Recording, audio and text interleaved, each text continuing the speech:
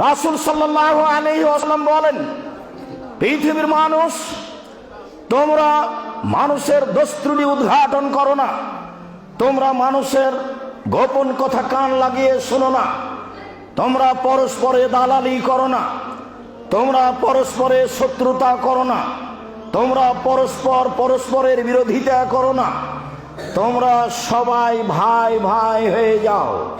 হাদিস বুখারী মুসলিম। শেষ বাক্যটি কে বুঝে কে মানে, কে বুঝে কে মানে? সবাই তাহাজ্জুদ পড়ে, হজ করে, টাকা আছে, প্রতি বছর উমরা করে। এগুলো এমনিতেই মানুষের সাথে জড়িত পাপ সহজে ক্ষমা হবে না। মহান আল্লাহ বলেন, ওয়ালা তাজাসসু, তোমরা মানুষের দোষ ত্রুটি উদ্ঘাটন করো না। রাসূল সাল্লাল্লাহু আলাইহি সাল্লাম বলেন, ওয়ালা তাহাসসু, তোমরা মানুষের গোপন কথা কান লাগিয়ে শোনো না। অন্য বর্ণনায় রাসূল সাল্লাল্লাহু আলাইহি সাল্লাম বলেন, কেউ যদি কারো গোপন কথা কান লাগিয়ে শোনে, তাহলে কিয়ামতের মাঠে তার কানে সীসাকে জাহান্নামের আগুনে গরম করে ঢেলে দেওয়া হবে।